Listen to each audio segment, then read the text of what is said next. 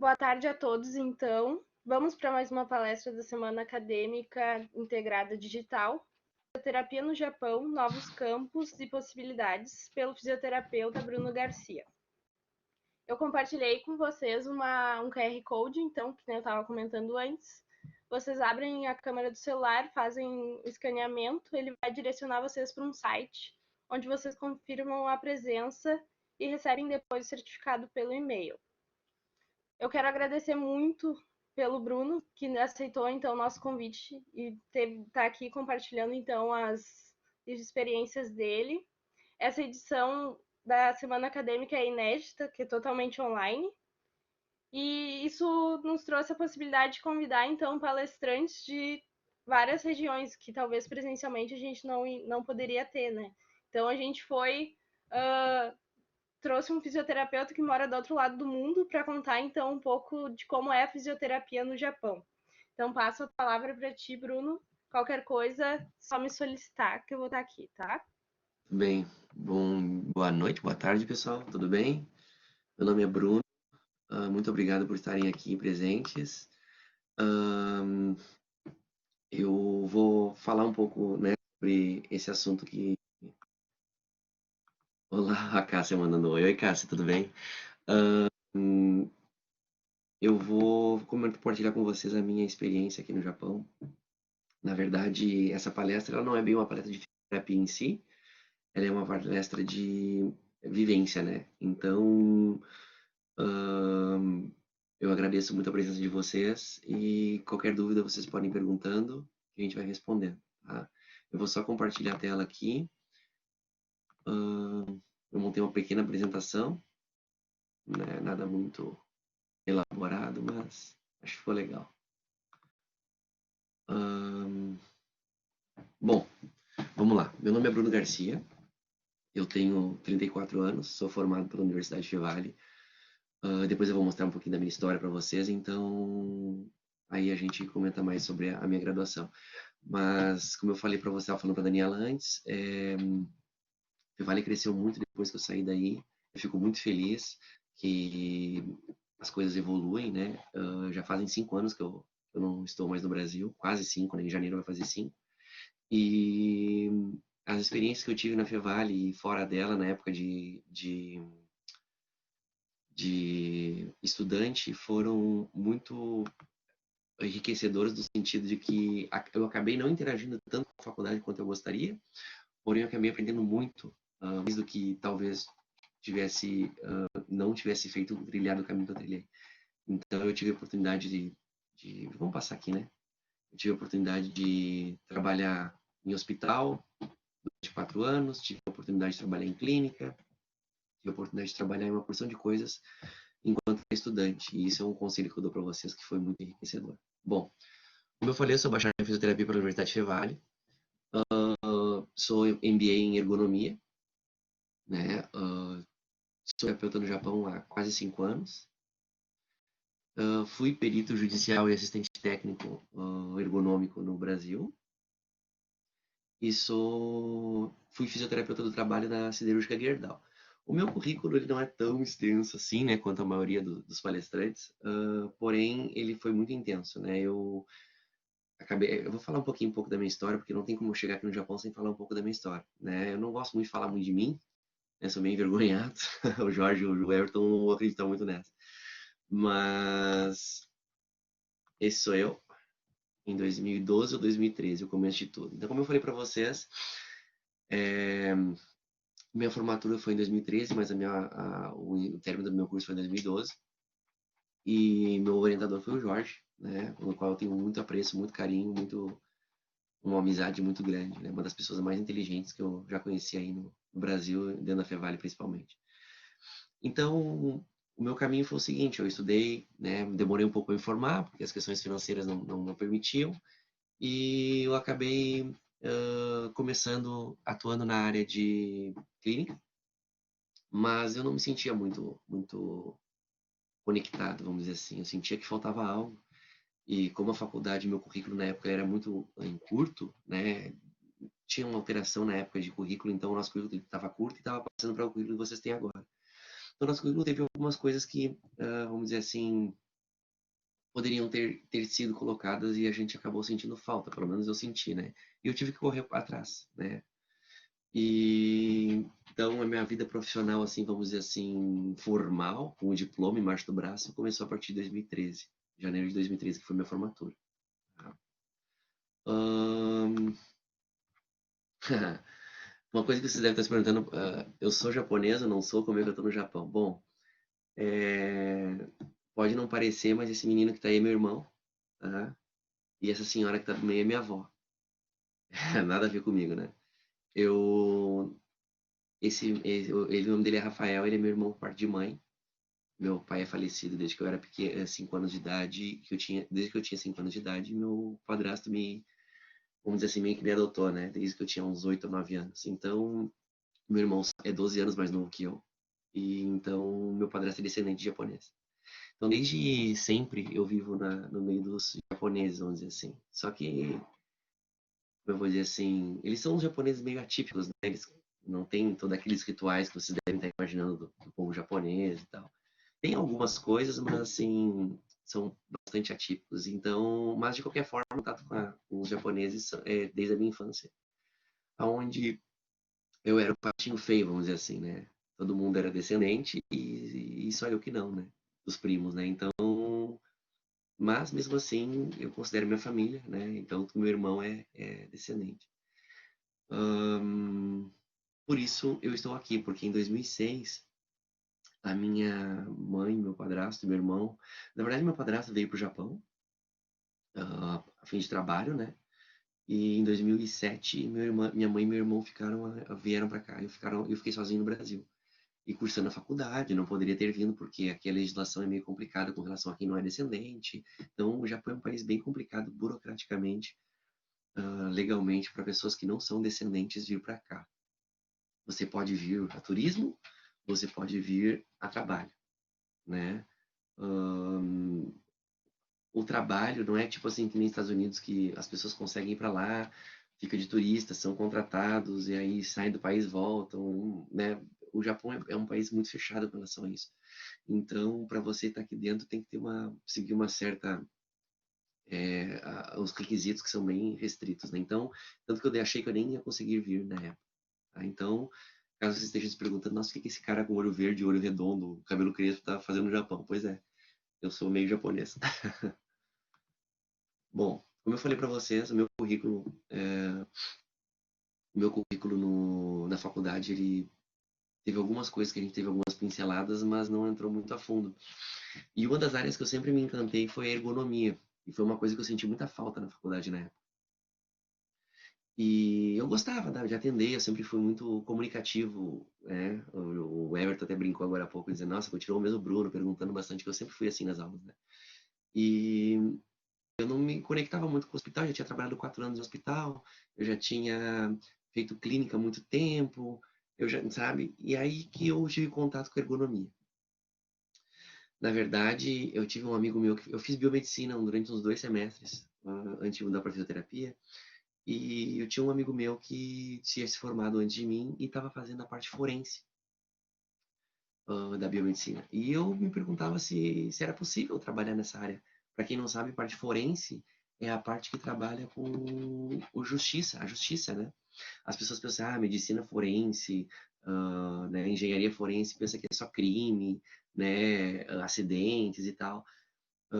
Biomedicina forense, trabalha com sangue, amostra de DNA e tal. A fisioterapia também existe essa área, né? Para quem não conhece, é uma área muito legal, tá? E entra na área de ergonomia, tá? Então, eu acabei me encantando por essa parte, por quê? Porque depois de um tempo, eu achava que só atender paciente, ter contato direto com o paciente, não me fazia mais assim tão feliz, entende? Eu queria uma coisa diferente, eu queria uma coisa que pagasse melhor, eu queria enfim, né? Então eu acabei indo para a área. E foi uma coisa muito legal, né? Eu montei uma pequena, vamos dizer assim, um projeto de empresa com um colega meu da faculdade e a gente começou a vender os nossos serviços para escritório de advocacia. E eu comecei a bater de porta em porta lá, dizendo, olha, vocês já ouviram falar em fisioterapia forense? E aí, como é que a gente podia ajudar os advogados? Aí fica a dica para quem não conhece, né, a área. Existe justiça do trabalho, e a justiça do trabalho muitas das reclamativas são por acidente de trabalho ou lesão do trabalho, doença do trabalho, né? E o fisioterapeuta, ele trabalha com a ergonomia nesse sentido, de validar ou não se tem risco do trabalho aquela função, certo? Então, você pode atuar de três formas, né? Duas, na verdade, né? Você pode ser o assistente técnico do advogado de uma das partes, por isso que eu falei três, né? Porque ou é a empresa ou é o funcionário.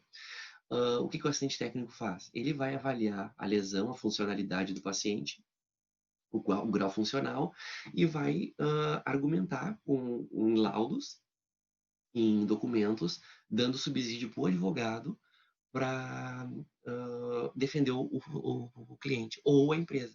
Eu pude atuar nas duas áreas, né, no Brasil. Então, era uma área muito legal. Eu aconselho muito o pessoal a correr atrás. Eu fiz um curso muito bacana com o professor Leonardo Rocha, acho que era Rocha. Leonardo Rocha, lá na PhysioWorks, que inclusive foram meus colegas da faculdade. Eu aconselho muito. É uma área muito bacana. Tá? Trabalha com cálculo, trabalha muito com computador, trabalha muito com imagem, com foto, com vídeo. Tá? Não tem muito contato com o paciente. Então é uma área bem diferente, assim, tá? Eu aconselho bastante vocês. E aí você pode trabalhar então dessa forma que eu falei, defendendo uma das partes, ajudando a defender uma das partes, ou de ir para o juiz. Então como é que funciona? O advogado apresenta a parte dele, um outro advogado apresenta a parte dele, o juiz fica na dúvida, contrata um perito ergonômico para ir lá dar o voto de Minerva. Olha, tem risco ergonômico? Não tem. Essa lesão é pertinente a esse trabalho? Não é. Então, não confundam lesão do trabalho, doença do trabalho com acidente de trabalho, tá? São coisas diferentes. No nosso caso, a gente atua muito mais em doença ocupacional, né? E, então, meu primeiro desafio foi entrar numa área totalmente nova, criar um público, uma demanda que não existia na época, ou melhor, existia, mas existia muito pouco, né? Então foi o meu primeiro desafio. E eu estava muito focado nisso. Tanto que eu acabei fazendo um MBA em ergonomia, né, pela Sebracorp no Paraná. Então foi muito legal. E foi uma das maiores vivências profissionais que eu tive no Brasil, no sentido de satisfação profissional. Tá? Porém, em 2015, aconteceu uma situação muito ruim no Brasil. Tava uma crise muito feia no Brasil. E a minha esposa indo trabalhar foi assaltada em Novo Hamburgo, de manhã. E ela ficou muito traumatizada, sabe? Tava indo trabalhar a pé, a gente morava próximo ao centro de Novo Hamburgo. E o trabalho dela também era perto, então ela ia a pé pro trabalho, né? E chegando no trabalho, calçaram uma arma e levaram as coisas dela e tal. E, enfim, ela ficou bem traumatizada na época. E iniciando em 2015, meu irmão tinha ido do Japão aí pro Brasil, ficar 6 meses na minha casa. Ele ficou 6 meses estudando num colégio fazendo ensino médio. Como eu falei, ele é 12 anos mais novo que eu. E acabou que ele estava vivendo essa parte, essa situação com a gente, né? E a minha mãe e meu padrasto estavam aqui no Japão. E ela disse assim, por que tu não vem pro Japão? Eu já tinha vindo visitar 2 vezes, porque, como eu falei antes, eles já viviam aqui desde 2007. Então, eu já tinha vindo visitar na época da faculdade, mas só 40 dias, né? E eu me encantei pelo Japão, sabe? É um país que eu nunca tive vontade de conhecer. Porém, depois que você chega aqui, é um país assim totalmente outro planeta, né? Outro mundo. E é muito seguro aqui, é muito seguro. A minha esposa, né, ela acabou. Uma das coisas que ela mais valoriza aqui é a segurança. Eu não, eu valorizo muito a limpeza do país, é muito um país muito limpo. Eu, como eu nunca, de repente, se eu tivesse sido assaltado no Brasil, de repente eu valorizasse a segurança aqui também, né?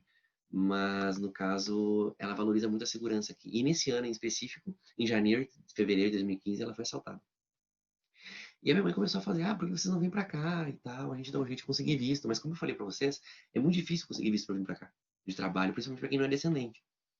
E a minha mãe começou a procurar, eu disse, de repente, vamos ver, vamos estudar. E meu irmão começou a me falar como é que era a vida aqui e vamos tentar. E a minha mãe começou as pessoas pensam assim, Japão, todo mundo fala japonês, todo mundo lê e escreve em japonês, né? Não, aqui existe uma comunidade muito grande de brasileiros, muito grande, com uma demanda por serviços muito grande também.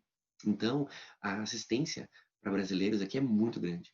A colônia brasileira aqui é muito grande, né? Pra vocês terem uma ideia, na cidade que eu morava antes, tinha 8 mil brasileiros. Há um tempo atrás chegou a ter 15 mil brasileiros antes da crise de 2008. Então, aqui a colônia, vamos dizer assim, a comunidade brasileira é muito grande e espalhada. Então existe uma demanda por serviços e profissionais especializados aqui no Japão.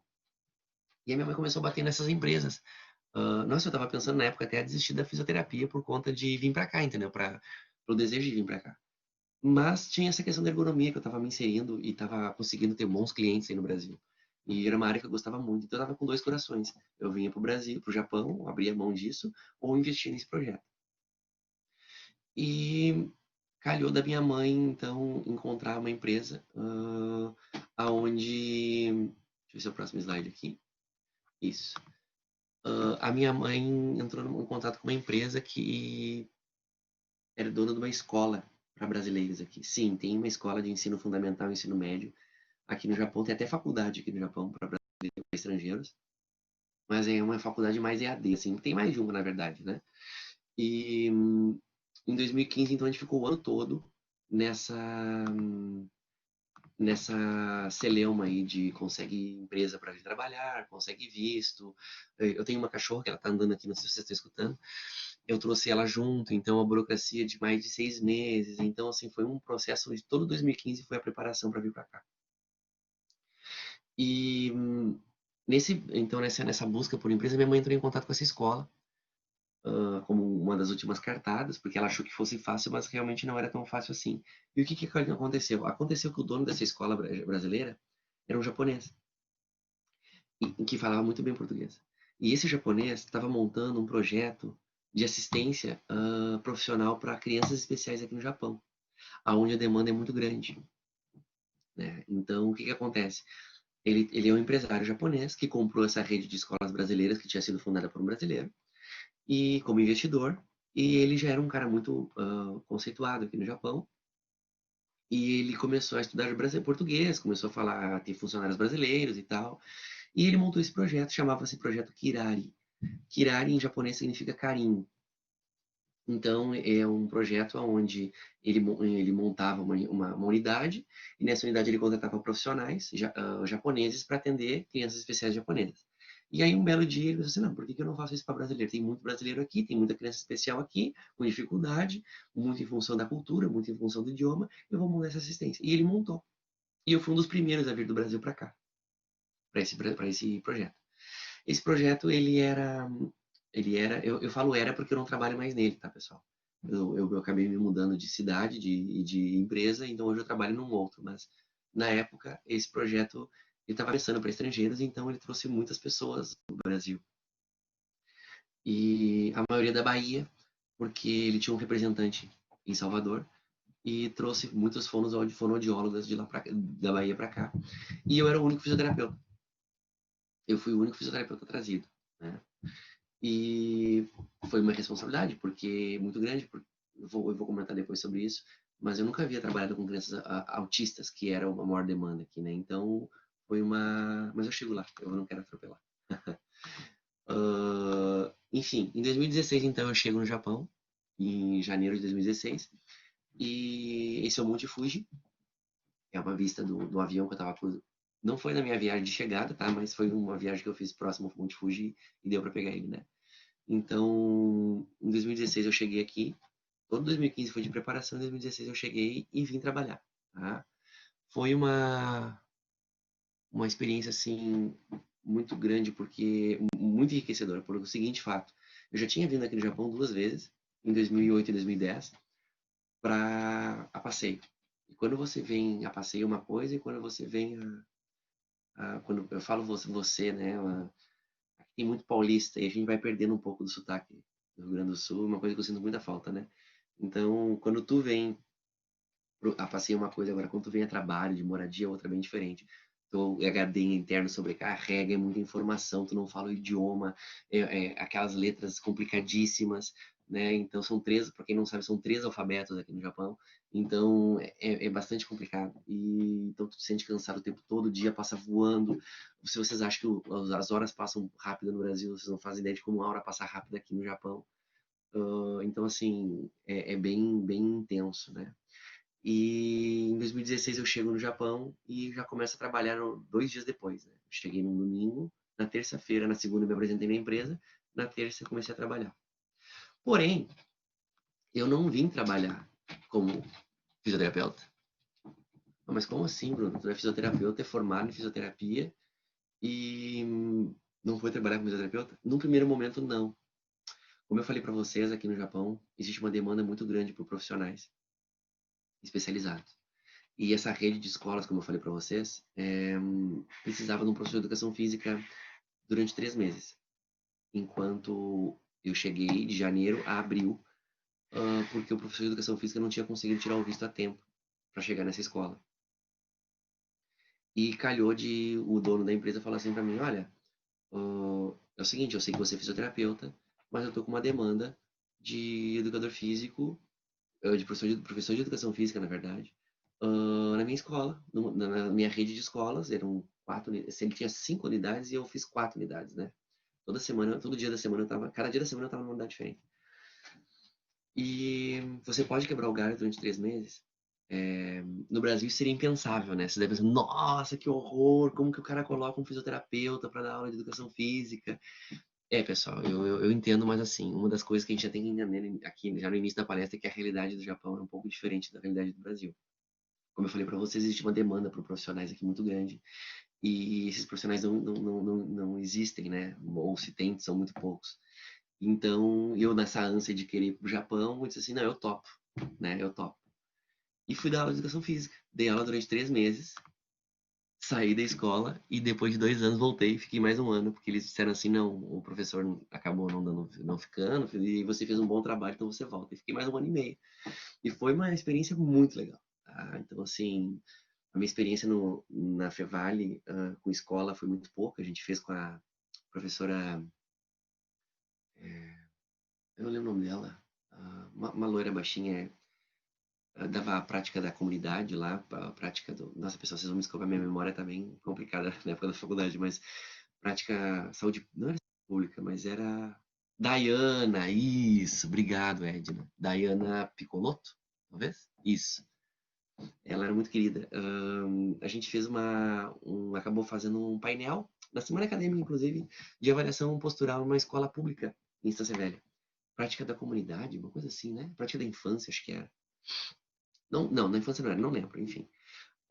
E aí a gente fez esse painel, essa prática, essa experiência com essas crianças dessa escola. Então foi a minha única experiência, né? Com isso. Meu Deus, o que eu vou fazer como educador físico, né? E, desculpa, eu não sei como é que era vocês, né? Na época de colégio, mas na minha época, o professor de educação física dava bola e se vira aí, né? E eu disse, mas, cara, o que eu vou fazer? Porque tinha algumas escolas que não tinham ginásio, e então era o céu aberto, fiquei bem no inverno. A minha também, então. Era inverno, e aí como é que vai ser isso e tal? E, poxa, neva aqui no Japão, né? Então, alguns dias nevava e chovia, e como é que eu vou fazer para dar aula no interno? Porque, assim, quando é quadra, tudo bem. E quando é interno, vai fazer o quê? Uma pessoa que não é preparada para isso, que nem a gente, que é fisioterapeuta. Então, foi um meu desafio, grande desafio. Talvez seja, eu devesse colocar que foi o segundo desafio que eu tive. Mas, assim, são crianças, assim, muito carentes aqui no Japão. Carente no sentido de afeto, tá, pessoal? Não é carente financeiro, tá? Carente no sentido de afeto. São muito carinhosos, se acham os malandros, como vocês podem ver numa foto ali, mas não são, né? Eles pensam que eles são malandros, se eles se largar em Porto Alegre, um dia não dura, um dia. Então, foi uma experiência muito enriquecedora, sabe? Aqui o professor é muito respeitado, então foi muito legal. Então, eu trabalhei 3 meses como educador, professor de educação física nessa escola, e depois eu fui para o projeto que eu falei para vocês, tá? Fiquei 2 anos rodando, viajando, porque eu era o único fisioterapeuta, então eu rodava muito, viajava todo dia da semana, estava num lugar diferente. Aqui a malha ferroviária é muito grande, então eu tinha essa possibilidade de trem para tudo quanto é lugar. Conheci muita gente, aprendi com muita gente, tive diversas experiências nesse sentido, mas como fisioterapeuta em si, a demanda não era muito grande. Por que que não era muito grande? Porque, como eu falei para vocês, a faculdade ela prepara sobre alguns aspectos, né? Algumas demandas e outras não tanto. Como eu falei para vocês, a ergonomia foi uma área que eu tive que buscar. Eu senti muita falta. E a minha prática de neuro infantil, ela foi pequena e voltada para crianças realmente motoramente falando comprometidas. PC, Down, paralisia infantil, mielomeningocele, enfim, né? Crianças que a gente... Aquela criança clássica de neuro que vocês veem na clínica, entendeu? Essa é a minha prática, igual a de vocês, sem tirar nem pôr. Talvez um pouquinho mais, porque eu trabalhei em hospital, talvez um pouquinho menos, porque eu não tive essa experiência fora da Fevale, dentro, tirando o hospital em clínica, eu não tive essa... E nem era uma área que eu gostava muito bem, na verdade, Nil, tá? Desculpa, Everton. Mas o Everton me conhece já há muito tempo, sabe que não era muito a minha área. Mas eu dei meu melhor, né? E eu cheguei aqui e, cara, eu pensei assim, não, eu vou pedir uma maca. Primeira coisa que eu vou pedir uma maca. Claro, porque se eu sou fisioterapeuta e eu vou atender aqui, eu preciso de uma maca. E a realidade era totalmente diferente. Pra você ter uma ideia, eu não trabalho de jaleco, eu não trabalho de estetoscópio no pescoço, sabe? Assim, como é que eu vou falar pra vocês? Às vezes eu até esqueço que sou fisioterapeuta no sentido da profissão, do que a gente tem como imaginário de profissão, entende? Ser chamado de doutor, carimbar, assinar, sabe? Nada disso, nada disso. A estrutura é diferente, então a realidade é diferente. Então a experiência que eu tô querendo passar para vocês aqui, eu vou falar um pouco depois como é que é a atuação do fisioterapeuta japonesa aqui, tá? Mas assim, é uma experiência assim muito mais sociológica, vamos dizer assim, epidemiológica, como o Everton, como o Jorge gosta de falar, é uma experiência muito mais sociocultural do que, e claro, também profissional, claro, não vamos esquecer disso, mas é uma experiência muito mais sociocultural, entende?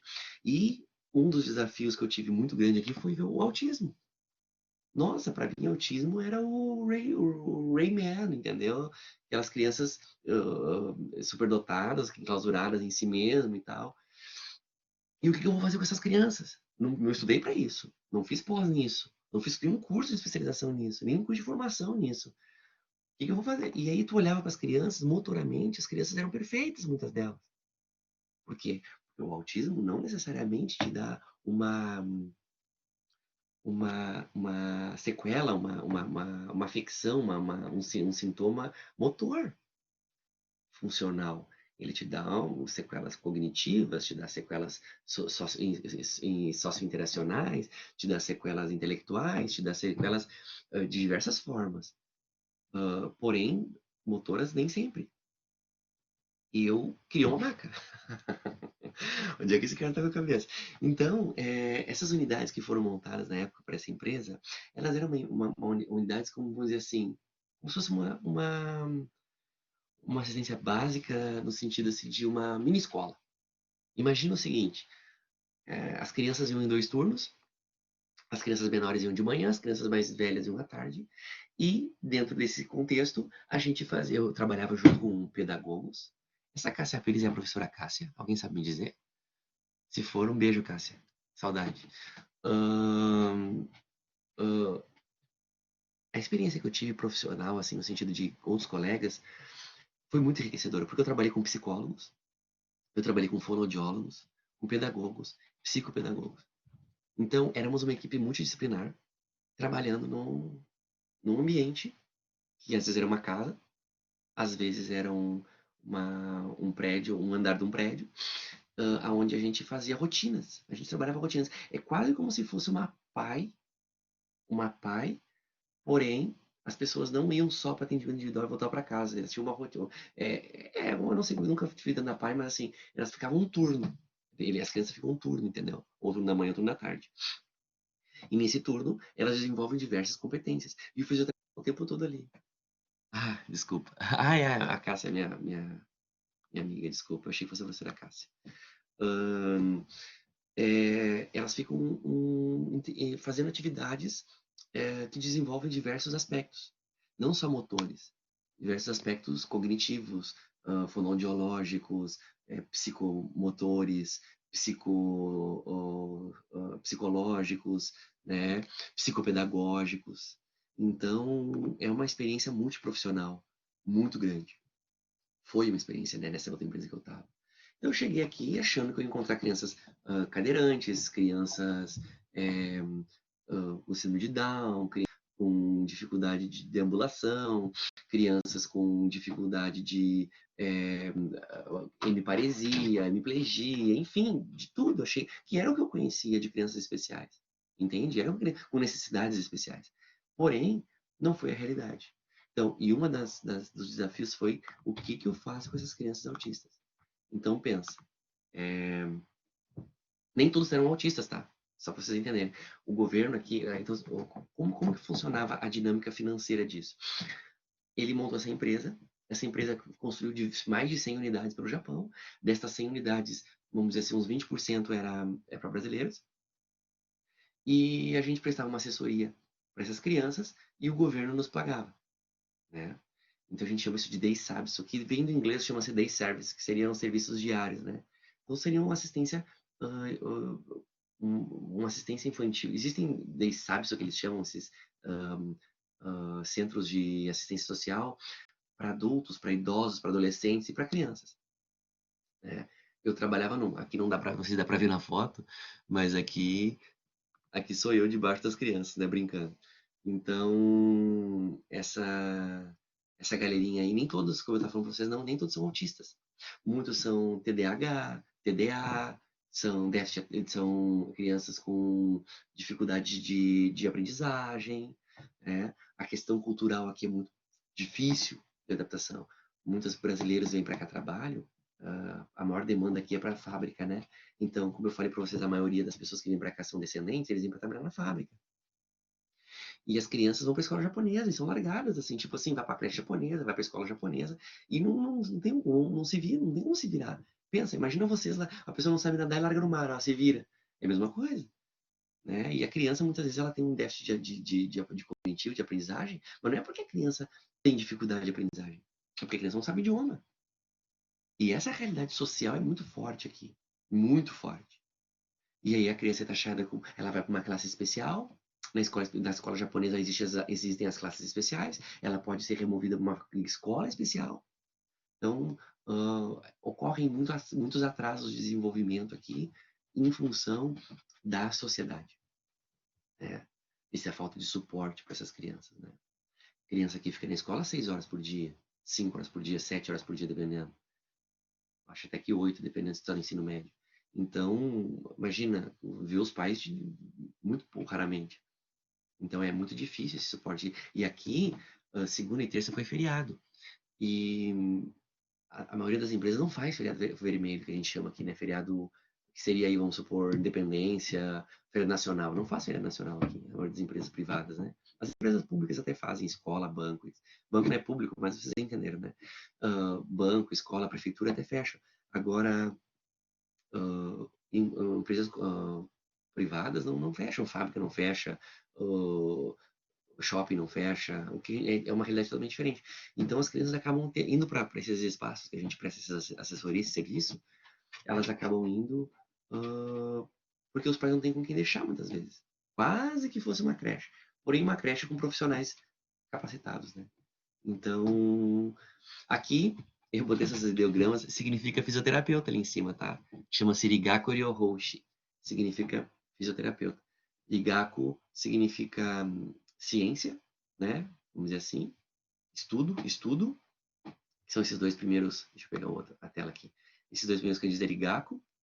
E aqui Ryohoshi é Shi de pessoa, né? E Ryoho seria, vamos dizer assim, assistência médica, talvez assistência assistência de saúde, vamos dizer assim. Então, Serigaku Ryohoshi significa fisioterapeuta, tá? Se quiser anotarem aí.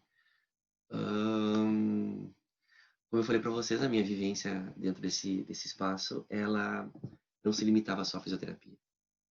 Eu ensinei criança a fazer tarefa escolar de japonês, entende? Antes que vocês perguntem, não, eu não sei falar japonês direito. Eu falo que nem um das cavernas. É, estudo desde que cheguei aqui, fiquei um ano parado, agora voltei a estudar japonês, mas durante 3 anos eu fiz aula de japonês aqui, eu já saí do Japão, do Brasil, aprendendo a ler 2 dos 3 alfabetos, que são os mais simples, né? Esse aqui é o kanji, que é o terceiro deles, é o mais difícil, então são mais de 2.000, então é bem complicado a gente aprender tudo, mas os 2 primeiros, que são os mais fáceis, eu aprendi ainda no Brasil, e me ajudou bastante, mas não falo japonês, falo bem pouco, né? Me viro, acho que essa é a palavra, me viro. Vocês vão perguntar assim, mas pô, o cara tá quase 5 anos e não fala japonês. Não, eu falo, mas assim, longe do que eu gostaria, né? Me viro. Ahn, E aí a gente fazia atividades motoras, como eu já tinha estado na escola brasileira, então eu já tinha alguma experiência de atividades dinâmicas infantis, dinâmicas motoras, então foi tudo uma construção, entende? Uma coisa foi servindo de base para outra. Para alguém que chegou aqui e não sabia nada, não, poxa, pega vocês aí, recém-formados. Não, tudo bem que eu já tinha uma experiência anterior, mas recém-formado no sentido daquela área específica, né? Pega vocês e joga, vira aí na parte, sei lá, de microfisioterapia, vamos dizer assim, que a pessoa não entende nada. É complicado. Então, a escola brasileira me deu uma base que eu tive que estudar, procurar atividades para aplicar com as crianças. Depois disso, eu fui para esse projeto trabalhar com essas crianças especiais. E hoje eu estou numa outra empresa fazendo a mesma coisa, porém de uma forma diferente, né? Hoje eu vim para cá ano passado. Nesse um ano eu ainda sou o único fisioterapeuta, então tá, fica a dica aí, precisa-se de fisioterapeuta no Japão, sim. Hoje eu sou coordenador dessa empresa que eu tô, é muito bacana, porém a fisioterapia em si está mais filtrada, vamos dizer assim. Crianças mais comprometidas, eu atendo, e crianças que não são tão comprometidas eu não atendo, né? Então, por quê? Porque minhas demandas começaram a vir de outras formas, né? Mas antes eu atendia todos os tipos de crianças, né? Então, foi uma construção muito interessante. Se tiver alguma pergunta, pode ir fazendo, viu, pessoal? Bom, tá tudo certo. Mas, e o TNS? E o espaldar? E os robôs? As pessoas pensam que, o Japão. Não, eu fico pensando no cara que se inscreveu para o aluno que se inscreveu para essa palestra, né? Ah, deve ser legal, porque ele lá deve ter uns melhores aparelhos, ou deve ter, sei lá, um robô que até ajuda ele a atender, que segura o paciente para ele, que faz ajuste, que faz alongamento, ele só fica controlando no controle remoto, né? Não, não, não, não. Não é assim, não. É, o Japão, o Japão, ele te ensina que existe uma grande diferença da expectativa e realidade. Tá? Você pensa que você vai para o Japão, que você vai ver Tóquio, Osaka, né? Que é a foto da esquerda. E aí você vê que a maioria das cidades são que nem a foto da direita. Casas e daqui a pouco, no meio daqui a pouco, perto das casas, tem uma plantação de arroz, ou uma plantação de, sei lá, de milho, ou de qualquer outra coisa, sabe? Então, como aqui é um país muito pequeno, e a área produtiva é muito pequena, eles plantam em qualquer lugar. Então, não é raro as pessoas estarem dirigindo de noite no meio das plantações, assim, porque, como eu te falei, tu tá saindo de uma cidade para outra, tu passa dentro da plantação. E aqui as ruas são todas asfaltadas, praticamente 90% dessa, 90, sei lá, 99% das ruas são asfaltadas. Então tu tá andando numa rua asfaltada e o cara cai na plantação. E cai literalmente, porque a plantação de arroz, porque ela é inundada de água, ela tem que ser mais baixa que a estrada, né? Então se o cara não cuidar, ele cai dentro da plantação, entendeu? Então existe uma grande diferença na expectativa e realidade. O Japão não é só Tóquio, o Japão não é neon, o Japão não é só robô, né? Talvez essa seja a menor parte, né? O Japão é um país é, seguro, limpo, porém, de certa forma, fechado, dependendo para onde você vai. Você sofre discriminação, sim, sofre discriminação. Velada, mas sofre. Pra vocês terem uma ideia, quando eu me mudei de cidade, para vir para cá onde eu tô, eu morava, quiserem procurar no mapa, eu morava em Shizuoka, que é um estado, que é tem essa cidade de Hamamatsu, que é a maior cidade, a cidade com maior concentração de brasileiros, que é uma cidade que nem Porto Alegre, assim, sei lá, de tamanho ela regula com Porto Alegre. E vim morar numa cidade tipo, sei lá, 100 mil habitantes, sei lá, 150 mil habitantes. Então, o que seria 150 mil habitantes aí? Gravataí, talvez. Uh, porém, eu me mudei de estado, hoje eu moro em Haiti. Haiti é o estado com mais concentração de brasileiros. Eu estava num estado que tinha uma cidade, como a única cidade, a maior cidade de concentração de brasileiros, e agora eu estou no estado que tem maior concentração de brasileiros, só que é pulverizado. Então, hoje eu moro numa cidade chamada Nishio, e essa cidade eu tenho muita dificuldade de encontrar apartamento. Eu tô precisando mudar de apartamento e eu não consigo, por quê? Porque aqui existem duas peculiaridades. Existem apartamentos que podem cachorro, animais em geral, e outros não. E os animais que. Existem apartamentos que podem estrangeiro que não pode estrangeiro. E é complicado, porque imagina, você não fala a língua e você quer. Eu gosto de falar, né? Então eu argumento muito. Então, eu digo assim, quer discutir com o japonês, tu não fala o idioma, e aquilo fica entalado, porque tu acha muito injusto o fato de tu não fazer coisa errada e tu ser discriminado porque tu não pode alugar um apartamento porque eles não alugam para estrangeiro, né? É uma experiência assim. Eu já me incomodei mais, na verdade. Por quê? Porque eu entendo lá deles. Né? Não concordo, mas eu entendo. Por quê?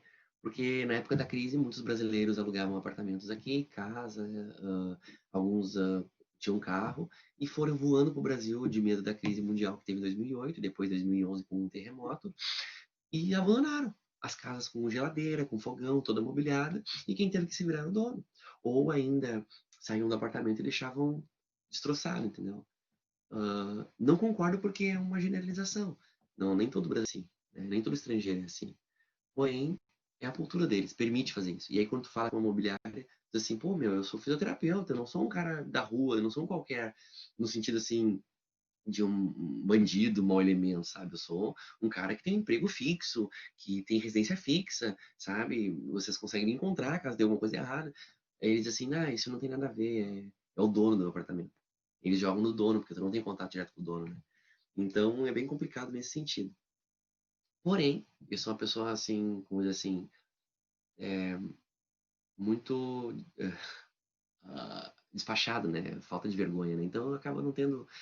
É muito difícil isso me afetar, né? E quando eu vim para cá, realmente eu estava precisando me mudar de cidade e de emprego, eu estava muito mais irritado com isso. Porém, agora que eu já estou aqui, é muito mais tranquilo para mim, porque eu sei que se eu mudar de cidade, desculpa, se eu sei se mudar de cidade, vai ser mais fácil. A cidade que eu tô é assim, nem todas são assim. Então, eu não posso fazer o que eles fazem. Eu não posso achar que todas as cidades que, assim como a boa parte aqui de onde eu tô, os donos de apartamento não querem estrangeiros, eu não posso achar que todas as cidades são assim, que é o mesmo que eles acham dos estrangeiros que todos são assim, né?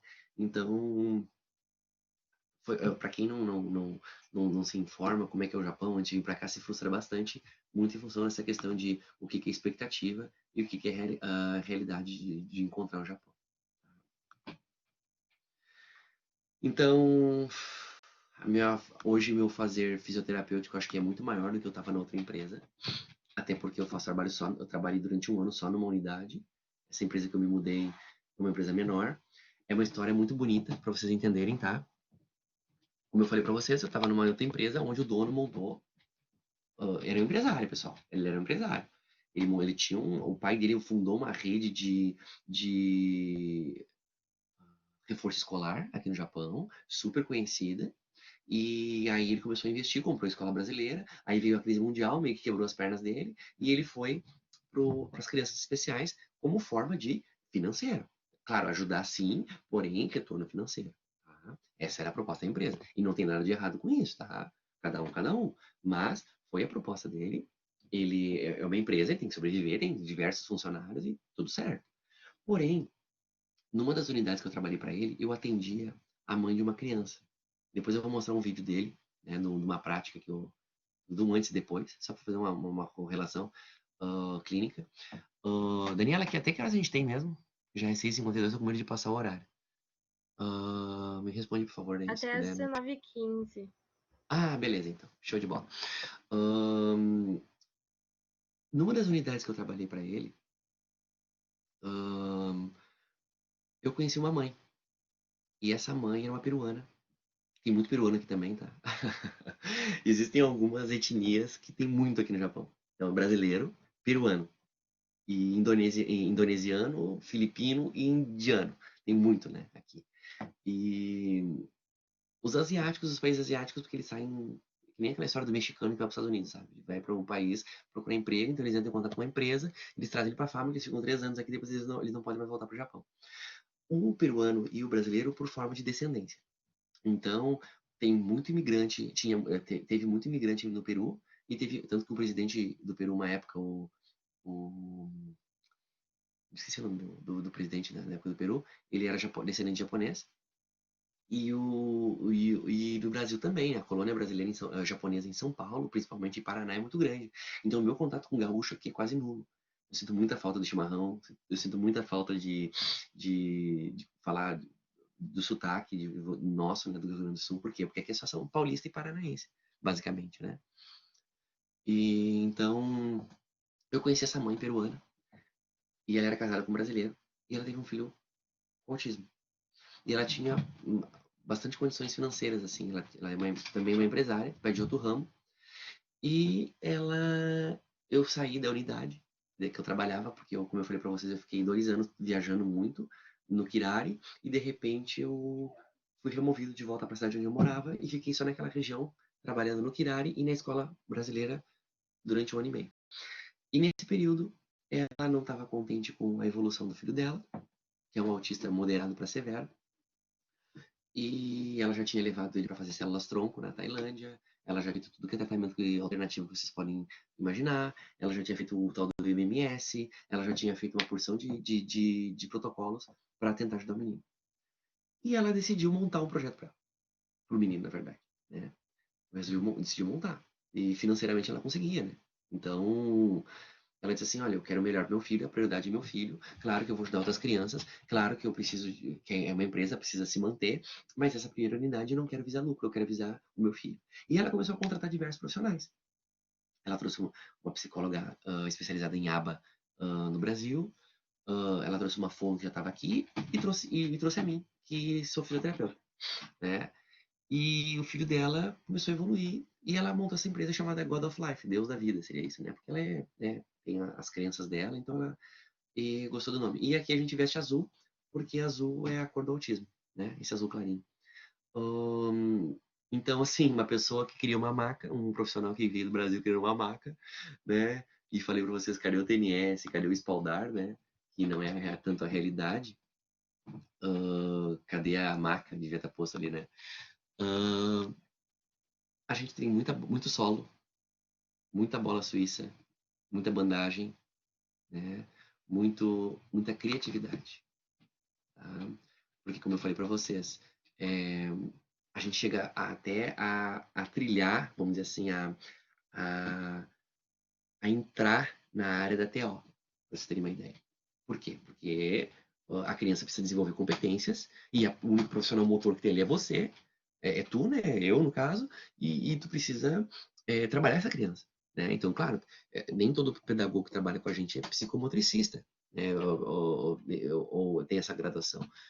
Então, assim, foi uma área que eu tive que aprender também. A ensinar a criança a comer, entendeu? Ensinar a criança a pegar um lápis, ensinar a criança a amassar um papel. Né?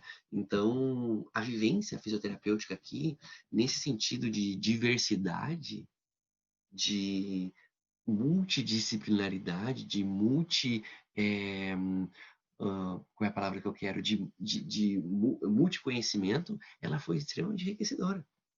Porque se por um lado eu não fazia o que eu estava acostumado, eu não fazia o que eu tinha estudado, eu não fazia o que eu tinha preparado, por outro, eu acabei ganhando conhecimento de crianças de autistas, crianças com outro tipo de dificuldade. Essa criança aqui, por exemplo, esse que está aqui com a bandagem é o filho da dona. Vocês podem ver essa calosidade aqui na mão. Ele se morde como forma de estereotipia, né? Ele se morde bastante. Ele tem uma dificuldade de fazer extensão de polegar, né? Então a gente estava tentando achar formas de que ele não fechasse tanto o dedo dentro da palma da mão. E essa outra criança aqui é uma criança PC. Quer dizer, aqui tem essa outra história também, né? A medicina aqui no Japão ela é muito retrógrada, muito retrógrada. Então, o médico muitas vezes dá um diagnóstico equivocado de autismo porque, sei lá, porque a criança não entendeu o teste, entende? Então, eu não confio, eu fico bem preocupado se eu precisar de médico aqui no Japão, porque os médicos aqui, em grande parte, são bem facão, vamos dizer assim, né?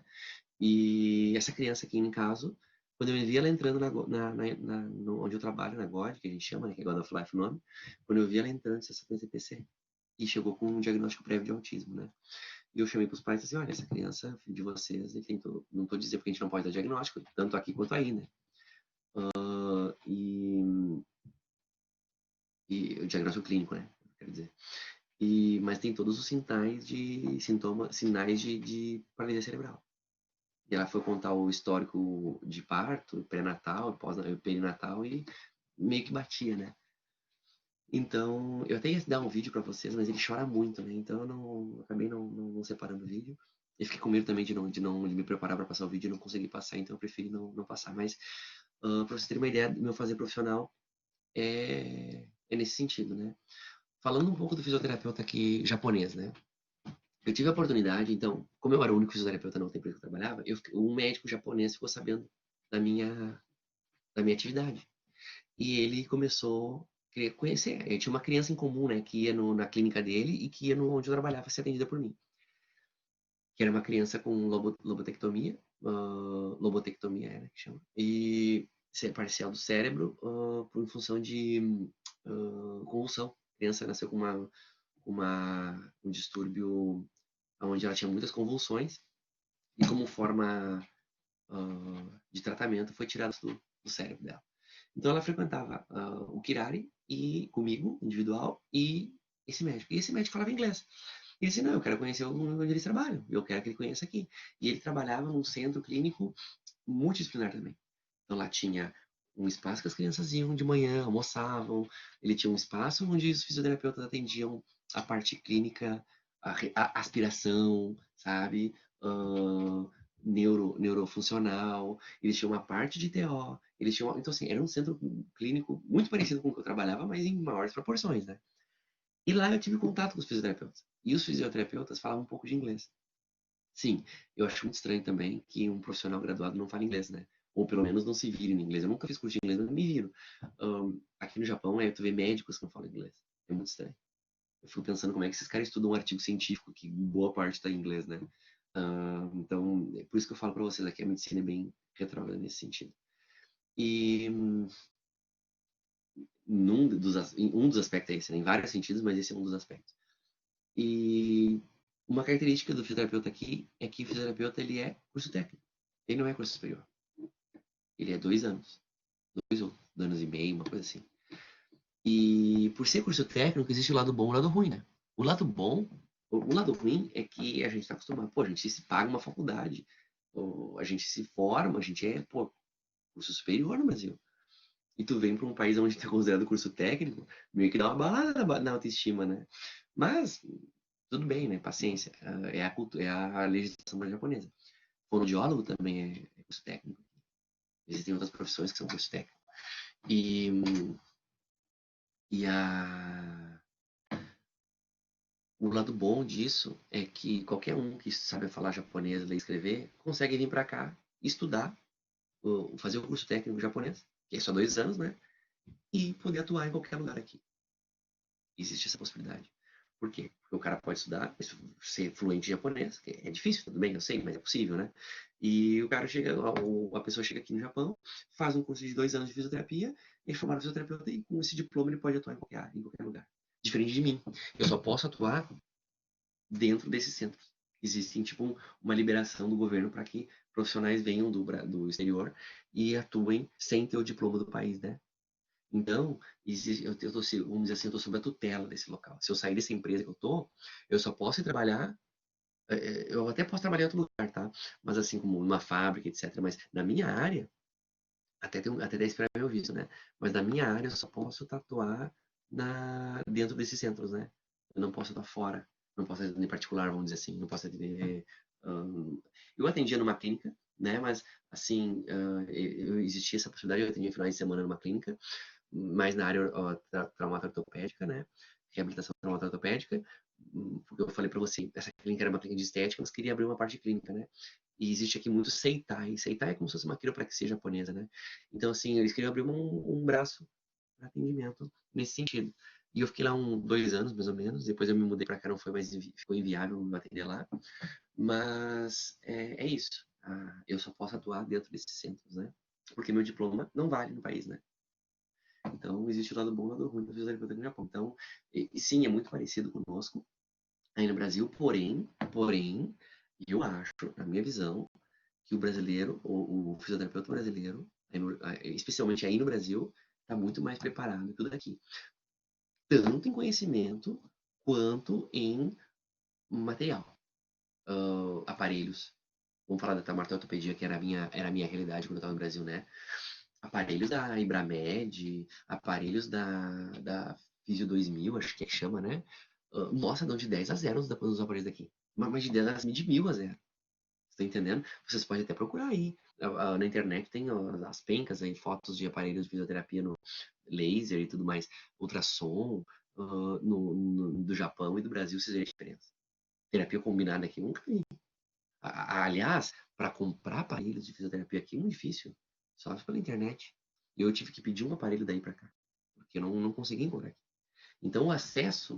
E não é nem porque não fala idioma, entendeu? Porque meu irmão fala fluentemente idioma e ele não conseguiu achar. Então o acesso a esse material é mais restrito, né?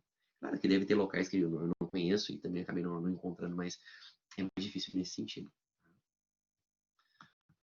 Então eu acho que o fisioterapeuta no Brasil, da área médica como um todo, comparado com o Japão, está muito mais avançado. Até porque, vamos pegar um médico, né? O médico o graduado, seja lá qual o especialista, qual especialidade, o Brasil é um país que não tem muito recurso, tirando a área privada, né? Então, aqui tu faz uma ressonância na hora. Tu chega e diz assim, bate a cabeça, ou sei lá, cair e tal. Enfim, não importa. Se ele quiser, ele vai fazer uma ressonância. Entende? É muito fácil a tecnologia aqui nesse sentido.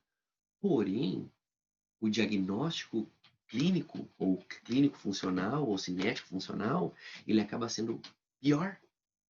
Porque tu tem um aparato técnico por trás, porém a tua criatividade, que eu vou voltar aqui em muita criatividade, a tua criatividade, o teu exame clínico, o teu olho, tu bate o olho e tu diz assim, não, peraí, isso aí tá, é característico de PC, como eu falei com essa dessa criança, o olho treinado, eles não têm, muito pouco, entende? E corre um boato aqui no Japão, entre os brasileiros, eu não sei se é verdade, tá? Mas eu vou compartilhar com vocês, que o médico aqui não é tão bom porque eles colhem cadáver para estudar. Não sei se é verdade, acho que não. Mas, enfim, é um boato que tem e realmente aqui nem enterra pessoas, aqui só crema. Então as pessoas dificilmente doam corpos para estudo, né? Então, eles trabalham muito com bonecos, né? Então, acho que não tem muita relação, não saberia dizer para vocês, mas é, pode ser uma realidade, entendeu? Porque aqui não se enterra, se crema e dificilmente tem indigente, assim, sabe? Aqui no Brasil existe aquela legislação que o cara é dado como indigente, tem que lançar no jornal, aí tem que esperar não sei mais quanto tempo, aí o corpo fica num necrotério esperando, e aí depois de quantos meses é liberado uma faculdade. Aqui não tem, é muito difícil isso acontecer. Então, pode ser que seja verdade. É verdade que tem pouco gente no corpo, mas eu não sei se é verdade que o fato disso acontecer prejudica a formação dos médicos, entendeu? Então eu não saberia dizer vocês. Mas enfim, são peculiaridades aqui do Japão, tá? E é isso, né? Aqui eu tô com a cara pintada, porque como eu falei para vocês, a gente acaba fazendo de tudo um pouco, né? Só quero mostrar antes de eu encerrar, eu vou mostrar um vídeo para vocês de um antes e depois. Eu só não sei se vai ter o áudio, eu acho que eu vou ter que tirar o fone para passar o áudio, tá? Mas eu vou pegar aqui na internet um vídeo de uma intervenção que a gente acabou fazendo, mais da nossa área, para vocês terem uma leve noção de como que é a nossa atuação, a minha atuação, né? A nossa atuação que eu digo como fisioterapeuta, né? Mas a minha atuação aqui no Japão, às vezes chega a beirar Bruno, como assistência saúde. Opa, fugiu, não deu tempo de eu ler, peraí. Deixa eu ver aqui. Deixa eu ler a pergunta de novo. Como assistência saúde aí? Mais público ou privado? Boa pergunta, Jorge. A assistência médica aqui, ela é meio a meio. Funciona da seguinte forma. Você, enquanto cidadão aqui, e cidadão que eu digo não é naturalizado, tá? Cidadão que mora aqui no país. Você tem que ter um seguro de saúde, tá? E aí, esse seguro-saúde tem público e tem privado. Tá? São só dois. Eles chamam de CHA, que seriam a Associação de Seguradora, e existe o Cocumin Roquem, que seria o Cocumin significa cidadão. Então seria o seguro do cidadão. O Cocumin Roquem, se você está desempregado, você vai na prefeitura, você consegue pagar e utilizar. E aí ele funciona igual um Unimed, igualzinho um Unimed. Tu, tu tem desconto no salário, você paga, né, uma mensalidade de acordo com a renda, e tu paga de acordo com o serviço. Mas é um bom desconto, é mais de 60%, eu acho. Então, por exemplo, esses dias eu fui no médico, eu tava com uma gripe muito forte, até fui saber que fosse corona, mas não era. E eu já fui no médico, ele me deu uma penca de remédio, eu gastei, vamos supor, R$ 5, R$ 10, né? Então, assim, e o remédio prescrito, tu vai no médico, ele te dá pra receita, tu vai em farmácias que não é que nem no Brasil, que tudo bem, tem medicamentos que são prescritos, que só pode tirar com prescrição, mas tem remédios que não, muitos remédios não, né? Aqui no Japão, não.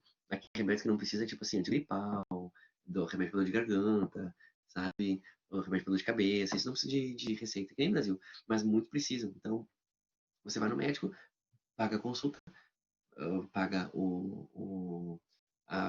enfim, o procedimento, vai numa farmácia e paga o remédio. O Roquem, ele não cobre só a saúde, o atendimento médico, ele cobre o remédio, o Roquem é o seguro, tá? Ele cobre também os remédios, tá? E crianças não pagam. Crianças, se não me engano, pagam só, aqui é ien, né? Então, Gorracoen seria 500 ienes, né? É, Go é 5, Reaco é 100, então seriam 500 ienes. Eles pagam 500 ienes por mês ou por procedimento, eu não sei, é muito barato. Seria o equivalente a, hoje no dólar, R$ 25 por mês, sei lá, talvez seja isso. E pode fazer qualquer coisa, cirurgia e tudo mais. Criança e idoso aqui tem uma vantagem muito grande. Idoso também paga muito baixo mesmo. Até porque a aposentadoria deles aqui é muito precária, né? E então, a criança, ela tem um cuidado muito grande do governo, porque aqui existe uma baixa densidade uma baixa taxa de natalidade, e de forma geral, né? Então, essa baixa natalidade faz com que o Japão dê mais subsídio para quem tem filho. Então, por exemplo, o parto é pago pelo governo, né? Que mais? Existe assistência de mãe solteira, existe, você ganha uma ajuda do leite, que eles chamam, que a cada 3 meses vem um dinheiro para as crianças, que seria ajuda do leite, mas não é só para tomar leite, né? Mas enfim, eles chamam assim, que para dar essa ajuda para os pais, então, e tu ganha por filho, então aqui tem brasileiros têm muitos filhos aqui, então se a criança é especial também já ganha uma ajuda maior do governo, entende? Então, assim, assistência para criança aqui é muito grande. Existem esses centros aí que as crianças vão e pagam muito pouco para entrar, ou até não pagam nada, dependendo da renda, certo? Então, respondendo a tua pergunta, Jorge, ela é público-privado, vamos dizer assim, tá? Os médicos, os hospitais, eu creio que são privados. Eu acho que tem os dois, tá? Mas eles sempre atendem por esses... Não, são estrangeiros, são brasileiros, boa parte. Nicole, são brasileiros em boa parte, tá? São brasileiros. Agora nós temos um japonês, filho de japonês com uma filipina, que ele não fala, mas ele entende. Acho que de tanta gente falar, ele acho que entende o comando. Senta, levanta, vem aqui. E até ele é um caso bem crítico, assim. Eu só não consegui trazer foto dele. Ele tem marchiquina. Ele tem marchiquina e então já indiquei não, já encaminhei para o pai que tinha que fazer cirurgia ou botox, porque é uma criança assim, muito comprometida mesmo, né? Em japonês, Nicole. Em japonês, infelizmente, se eu for para Tóquio ou Osaka, eles até falam inglês, são cidades maiores, mas aqui onde eu moro é japonês. É o que resta. Onde eu trabalho com colegas brasileiros, né? Um é japonês, fala um pouco de inglês, mas muito pouco. Eu tenho 3 colegas japoneses, né? Um é terapeuta, os outros 2 são um cargo administrativo. E esse japonês fala um pouco, que é terapeuta, fala um pouco de inglês. Porém, os outros são brasileiros, né? Então, não tem problema com o idioma. Com as crianças também, não tem problema com o idioma. Agora, eu tenho problema com o idioma, sabe quando, Nicole? Quando a criança, ela é criada por pais que falam um pouco de português, então. E a criança vai na escola japonesa. E aí, quando ela chega pra gente, chega falando um pouco português. É quando tem problema. Tá? Aí é difícil a pressão. Área de fisioterapia hospitalar. Vai cair, Daniela, vai cair a transmissão 7h15 ou continua? talvez caia às 7h15, que está agendada, mas na segunda-feira a gente teve também a palestra e não caiu. Então, fica Tá. sob aviso que É pode que, cair. tá, é que eu tenho receio de. Eu prefiro responder o vídeo, tá? Tá, Pode me tranquilo. perguntar aí. Eu só tô com falta 2 minutos, né? Fisioterapia hospitalar, né? Então, a fisioterapia hospitalar, pessoal, eu tive pouco contato, tá? O meu padrasto, ele tem um problema na perna, desde 2002, que ele fez uma cirurgia, ele fez um acidente e tal, ele teve internado no hospital, eu não vi fisioterapia, assim, com frequência. Na verdade, eu não vi, quando eu visitava ele, ele não me falava de ter fisioterapia. A fisioterapia ambulatorial eu vi, que foi nesse centro médico que eu fui para vocês, que o fisioterapeuta estava aspirando o paciente, está fazendo manobra de pneumo, entendeu? Isso eu vi. Agora, a fisioterapia hospitalar mesmo, eu não cheguei a ter contato. Tá? Eu vou ficar te devendo, Edna, porque Edna, bonito nome, tem uma grande amiga minha no Brasil que é Edna. Não cheguei a ter contato mesmo com. Porém, ela existe, é forte, porque quando eu vou em médico, quando eu vou em órgãos que eu tenho que colocar a minha profissão, e eu coloco o sou fisioterapeuta, a primeira coisa que eles perguntam é se eu trabalho em hospital. Então, sim, ela é bem forte, porque a referência deles é fisioterapeuta no hospital. Acabei de lembrar uma coisa, Karina. Tem hospitais que tem o centro de fisioterapia dentro do hospital. Eu lembrei agora, tá? Então, o que acontece? É um setor onde tem como se fosse uma clínica de fisioterapia dentro do hospital, tá? Mas não é aquele cara que vai no leito, sabe? Fisioterapeuta hospitalar, a gente lembra, o cara vai na UTI, o fisioterapeuta vai no andar, vai na cama, na maca do paciente, não. Eu vi paciente dentro do hospital, porém, como se fosse uma clínica de fisioterapia dentro do hospital, tá? Isso eu vi, certo? Mais alguma pergunta? Ah, como se faz para atuar no Japão? João, no meu caso, você precisa de um convite de uma empresa, tá? A empresa te convida, você manda os papéis, eles emitem por conta deles aqui o visto chega na tua casa, a carta de elegibilidade chega na tua casa, tu vai em Porto Alegre, tem um consulado, um escritório consular de Japão em Porto Alegre, e tu tira o visto. O processo todo não costuma demorar. Tá? Agora, por causa do corona, está demorando. A gente está trazendo uma colega do Brasil, do Paraná, não é fisioterapeuta, mas de qualquer forma, independentemente se é fisioterapeuta ou não, não é demorado, dura o quê? Uns 3 meses, talvez, 4 meses, dependendo. Né? E eu demorei mais porque eu precisei, eu desbravei, vamos ser, fui um dos primeiros a fazer isso, né? É mais que o João, é que nem tipo jogador de futebol, entendeu? O time te quer, vai lá te contrata, entendeu? E aí te manda o visto, te manda os papéis e tal. Mas é bem tranquilo com relação a isso. Na verdade, do Brasil mesmo, tu não precisa fazer muita coisa. Mas é a empresa que faz aqui. Mas, pelo meu conhecimento, é dessa forma. Existe a forma também que eu falei para você de, se você não é descendente, mas fala japonês, fazer o curso aqui, né? Só que, claro, para fazer o curso você precisa ter um visto de estudante. Então, existem outras possibilidades como estudante, né? Mas para trabalho, assim, que nem eu, por convite de empresa. Tá? Respondendo a outra pergunta. Mais alguma pergunta, pessoal? Acho que não, né? Dani, eu vou tentar passar o vídeo. Estamos online ainda, né? Sim, estamos. Eu Pode, vou acho que não tentar vai passar o, fechar. Pode passar. eu vou tentar passar o vídeo e aí eu vou. Na verdade, eu vou deixar sem áudio, tá? Só para passar o vídeo para vocês mesmo, tá? Não tem muita fala, é só eu dando o Se tu estímulo para criança. colocar compartilhar áudio, ele puxa direto, não precisa tirar o fone de ouvido. Eu fiz antes, pelo menos funcionou. Uhum. Beleza, então eu vou botar compartilhar aqui. Compartilhar. Peraí. Como é que eu paro de compartilhar isso? Como é que eu paro de compartilhar, Dani? Pra eu compartilhar outra Lá em guia. cima à esquerda, geralmente tem um botãozinho tipo um stop. Mas aí não vai parar a gravação? Ah, Não. tá. Achei que fosse da gravação. Peraí, beleza. Tá, agora a tela. Guia do Chrome. Aqui. Certo? Bom, agora eu vou compartilhar o áudio. Tá? Tá. Vamos lá? Vamos tentar, ok?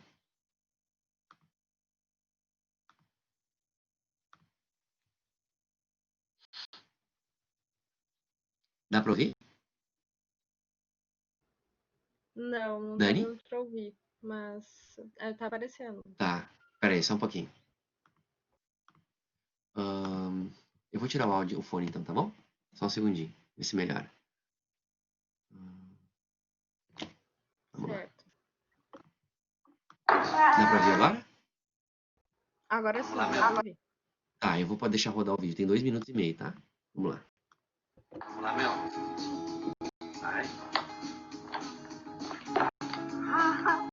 Tá rindo, né? Tira da boca. Vai.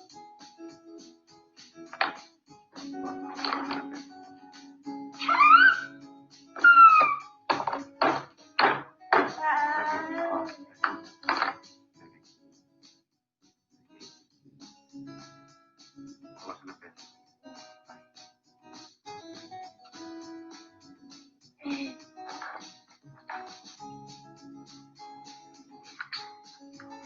Caiu.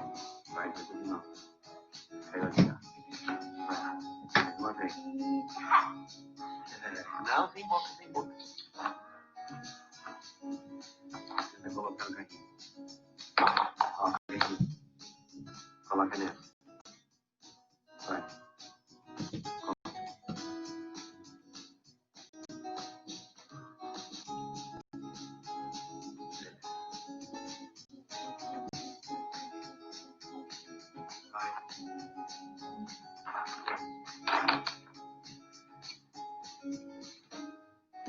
Pegar a agulha.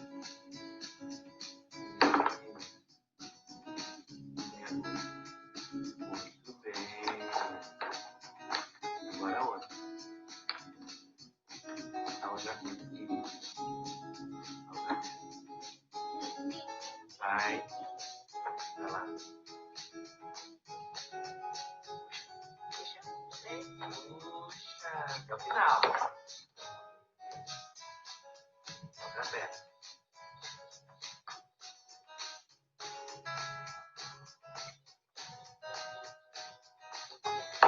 Caiu.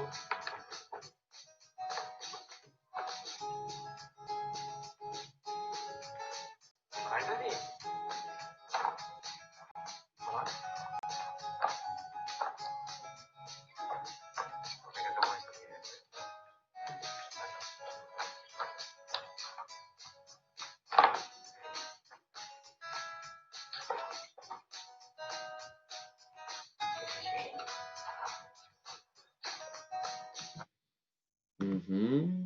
Parar de compartilhar.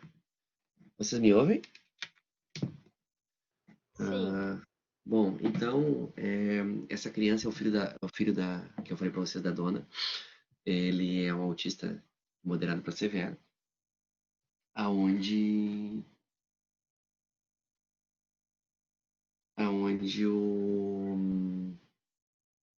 desculpa, o Jorge mandou mensagem dizendo que a conexão dele caiu aqui. Para. Esse é o filho da dona, onde ele tem um autismo bem de moderado para severo e é bem difícil a intervenção com ele por conta da atenção dele é muito restrita. Então, o período de foco dele, a atenção é muito baixo. Então, ali eu só mostrei para vocês a intervenção, a consequência da intervenção, né? Não mostrei para vocês a intervenção, o que a gente fez para treino disso, né? Mas deu para dar uma sentida de como que a criança evolui, né? No caso dele, ele é um autista com comprometimento motor, mas nem sempre tem. Pessoal, alguma outra pergunta? Tem um botãozinho vermelho aqui. Obrigado, Carolina. Bah, que saudade de um bar. Sim, a atuação aqui, falei para vocês, é bem, é bem diferente do que vocês estão acostumados aí no Brasil. Eu não sei se tem alguém levanta a mão aí se vocês já atuam com criança, tá? Eu não sei quem que tá dando prática para vocês da infância, mas aproveitem, essa é uma área muito bacana, muito legal, e exige muita paciência, escutar a criança chorando. No meu caso, é a manhã toda, porque as crianças menores vão de manhã, não é que nem no Brasil, que uma criança vai 1 hora e vai embora para atendimento, entendeu? É puxado, tá? Tem que ter uma paciência enorme, tem que ter uma dedicação, tem que ter uma, sabe, a mulher que tem que estar com de TPM, tem que aguentar a TPM, sabe? Porque aguentar no sentido assim de segurar, né? Porque, cara, assim, tem dias assim que tu quer morder um, sabe? Porque é muito estressante. É muito estressante. Mas é recompensador. Tá? É recompensador. Comparado com a ergonomia que eu tinha, nossa, a ergonomia era fichinha, né? Não precisava ter contato com o paciente, tinha contato com as empresas, né? Com os clientes. Então, vamos dizer assim que eu saí de uma área onde eu me identificava profissionalmente, que era a parte da ergonomia e da assistência técnica, para ir para uma área onde eu me sinto mais humano, vamos dizer assim, né? Eu me sinto mais humano hoje fazendo passo. Claro que se eu pudesse voltar no tempo e escolher atuar na ergonomia, para mim sempre foi como é que chama? Um sonho, né? Um desejo muito grande. Não tinha, jamais passou pela minha cabeça trabalhar com criança especial, jamais, jamais, jamais, jamais. O neuro, então, Jorge, desculpa, mas nossa, neuro para mim era impensável, né? Então, assim, a dica que eu dou para vocês para finalizar nossa palestra é a seguinte: aproveitem o máximo de tudo quanto é a faculdade. Obrigado, Bruno. Bonito nome. Aproveitem ao máximo todas as áreas da faculdade, porque a gente nunca sabe aonde a vida vai nos levar, principalmente a vida profissional. Tá? Eu tive a sorte de. Eu não sei se o Everton quer falar alguma coisa, se ele só deu um sinalzinho, mas de qualquer forma, eu tive a sorte de atuar em diversas áreas da fisioterapia. Eu sou muito agradecido por todas as pessoas que passaram pela minha vida nessa área, principalmente os professores, dentro e fora da faculdade. E eu digo o seguinte: aproveitem, tentem se interagir, tentem buscar conhecimento em todas as áreas, por mais diferente que seja, porque vocês nunca sabem aonde a vida profissional de vocês vai levar vocês.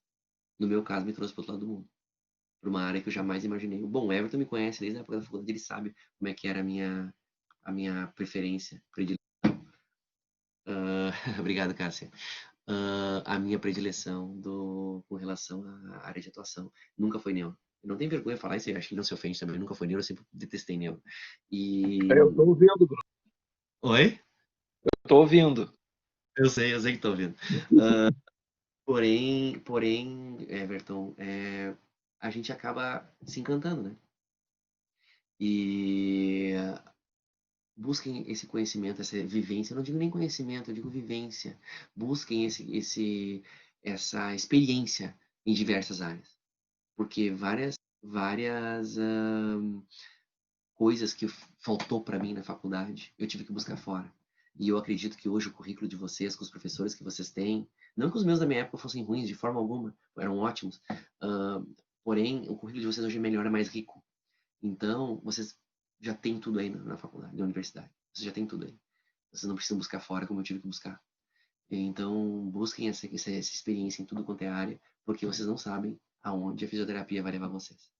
Tá certo? Esse é o que eu tinha para falar. Desculpa se eu me passei um pouco do horário. Muito obrigado pela. Então, ao Jorge falando, né? Eu também tenho saudade de vocês. Obrigado pelo carinho, pessoal. Muito obrigado pela atenção. Desculpa ter tomado o tempo de vocês tão longo, né? Desculpa pela apresentação singela, mas o Jorge é uma pessoa, ó, pessoal, grudem no Jorge e no Everton, né? Não desmerecendo o Everton, mas grudem no Jorge, porque o Jorge é uma pessoa que tem a vivência idoso, cara. Idoso é uma coisa assim que a gente não pensa em trabalhar com idoso. Né? Hoje eu tenho um colega meu aí no Brasil que trabalha em asilo. E é difícil, sabe? A gente não percebe que vai trabalhar nessa área. Então, assim, aproveitem ao máximo, aproveitem porque, como a Daniela falou antes, vão sentir falta. Vocês vão sentir falta, vocês vão ter que correr atrás. Obrigado, Pedro. Obrigado, Heloísa. Vocês vão sentir falta desse contato com os professores, vão sentir falta de não ter corrido antes atrás, e vocês vão ter que correr por fora. É pior, tá bom? Então, aproveitem e tentem ter uma experiência o mais rica possível que vocês possam ter, certo? Arigato. O outro escreveu em hiragana ali. Esse é um dos alfabetos, tá, pessoal? Então, muito obrigado, Pedro. Muito obrigado, pessoal. Era isso, Dani. Acho que... alguém quer falar mais alguma coisa? Eu quero. Dani, dá licença. Jorge, Deixa eu falar só... também, né? Não, mas eu vou ser muito rápido, Jorge. Até porque eu acho que o Bruno foi bem pertinente, assim. Então é uma pessoa que a gente tem que estar bastante atento, assim, por várias razões, inclusive por estar idoso. Ô, Bruno, olha só, eu queria comentar assim, ó, da pertinência, da importância da tua fala para os alunos, e eu fico muito feliz que o retorno deles tem sido absolutamente afetuoso contigo. Primeiro, porque acho que você merece, eu conheço tua história, pelo menos uma parte delas, né, que foi a que a gente compartilhou na academia, e fico muito feliz de estar aqui hoje te ouvindo e ouvindo a tua experiência. E eu queria só dizer isso, coincidências à parte, hoje à tarde, no estágio 3, que você sabe que é o último estágio, né, pré-formatura, enfim, eu ouvi essa pergunta de uma estagiária a respeito do que ela vai fazer, né? E acho que tu traz uma coisa que é absolutamente importante, assim, de que a gente tem que construir a formação, deixar o tempo correr, construir essa história, ir atrás, aos poucos, até que a gente se encontra. Como tu mesmo disse, tu foi fazendo o teu caminho, acho que tu apresentou isso de uma forma muito clara, muito honesta, muito objetiva, assim, e eu fiquei encantado e quero só reforçar o quanto que o que tu falaste é importante para todo mundo que te ouviu. Então, assim, ó, um grande abraço, fica com Deus, que dê tudo certo Um beijo. sempre. Te cuida, querido. Um abração, beijo. Obrigado pelas palavras, Everton. Um beijão. Só respondendo aqui, Jorge, antes de ti, a Viviane perguntou se tem lares de idosos no Japão. Sim, muito. Muito. É uma população que envelhece e vive muito idosa. Então, os idosos trabalham até tarde, que até tarde que eu digo assim, até mesmo depois de se aposentar, porque a aposentadoria aqui é muito baixa, né? Muito valor, muito baixo. Sim, tem muito lar de idoso aqui, sim, Viviane. Pode falar, Jorge. Não, eu queria te agradecer, né, e dizer que até aceitado, né, para Tá cortando bastante a conexão do Jorge. Jorge, não te ouvimos. eu gosto. Tá ouvindo? Tá me ouvindo agora? Agora sim, pode falar. Não, então eu queria agradecer muito, né, tu ter aceito meu convite para vir falar para o pessoal, né, de passar para o DA. Eu acho que isso que o Everton falou, eu acho bem significativo e foi um dos motivos que eu achei bem pertinente te convidar, né, para falar, e a gente tinha discutido um pouco antes, né, se tu aceitaria ou não e o que tu apresentaria, e aí de repente eu tinha bastante confiança nisso, assim, né, de que as nossas experiências de vida elas são singulares, né? Eu acho que quem tá dando hoje a prática da infância, que é uma disciplina que está acabando, sou eu. E a gente tem buscado exatamente essa prática, esse olhar dentro das comunidades, que é a minha área, né, coletiva. E a gente tem feito desde VD, né, visita domiciliar, a gente tem ido nas escolas infantis, né, nas creches, para conversar com os professores, ver as crianças lá, a adaptação social delas e as demandas que tem lá, né? Eu acho que todos os ciclos de vida são a gente entender que o nosso ciclo de vida ele não é separado, ele é uma coisa só. A gente só começa a entender quando a gente está numa fase como no pré, quando a gente começa a sentir de certa forma o envelhecimento, né? Entender que nós somos esse conjunto todo, nós somos crianças, adolescentes, adultos e um pouco de idosos mesmo antes de ser, né? Eu fico bem feliz com a tua trajetória e eu acho que tem muita coisa ainda pela frente. E eu fiquei bem feliz de ter várias pessoas que venham aqui te olhar, te ouvir, né? Eu fico bem feliz com isso mesmo, até de ter restabelecido esse canal de contato contigo a partir do julho. Tá Pode bem? ligar sempre que quiser, Jorge. Um beijo. Querido, um abraço bem eu vou só colocar dentro um do que beijo. você falou. Só fica aí, não sai ainda. Eu vou só colocar uma coisa muito importante dentro do que você falou, que é o seguinte, Jorge, eu aprendi contigo a importância do macro. tá? E a epidemiologia, ela é isso, ela é o macro. A gente se forma, eu não sei se o Everton tá aí dentro ainda, mas ouviu o que eu tô falando.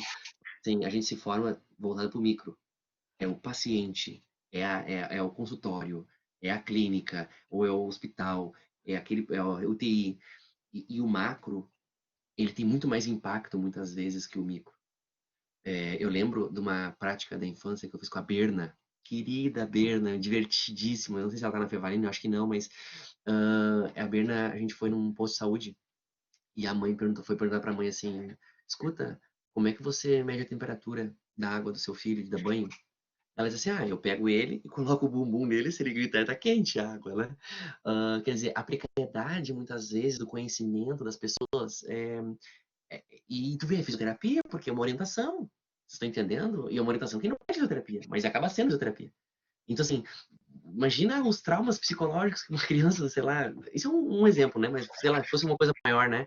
Vai ter no futuro de impacto de vida social nessa criança é muito grande. Então, a gente fica nessa vida de fisioterapeuta, de atender paciente e tudo mais. Existe um mundo todo lá fora do macro, que é a epidemiologia, que é a sociologia, que te traz, que não tá vai além, para além da sala de aula, para além das paredes do consultório. Então, obrigado por Jorge por ter me aberto as olhos com relação a isso. A Dani perguntou no meu TCC antes, foi exatamente nessa área de macro, né? Vamos dizer assim, epidemiológico, na época da faculdade, e eu agradeço a ti por ter essa visão e ter aberto os olhos de muitas adolescentes, adolescentes não, né? Estudantes na época, né? Então, muito obrigado por isso tudo, eu te adoro por causa disso e por muitas outras coisas. Beijão. Beijo, querido. Dani, era isso? Obrigada a todos que estavam presentes. Tranquilo. Muito obrigada, então, Bruno, novamente. Foi muito bacana ouvir a tua experiência um pouquinho. Parabéns pelo trabalho lindo que tu está desenvolvendo aí. Com certeza foi uma excelente palestra. Acho que o pessoal gostou bastante. Obrigadão, Dani. Obrigado pelo convite e a hora que precisar também, tá bom? Sucesso na tua carreira, sucesso na tua profissão e vai com calma, viu? Não Obrigada, fica também. estressado o que vai fazer porque a vida acontece. Tá? É claro que a gente tem que ter um plano, mas às vezes a coisa corre muito fora desse plano e a gente nem imagina. Certo, pessoal? Obrigado, Marina. Um abraço. Sucesso, pessoal. Tudo de bom para vocês. Precisando é só chamar, tá bom? Tchau, tchau.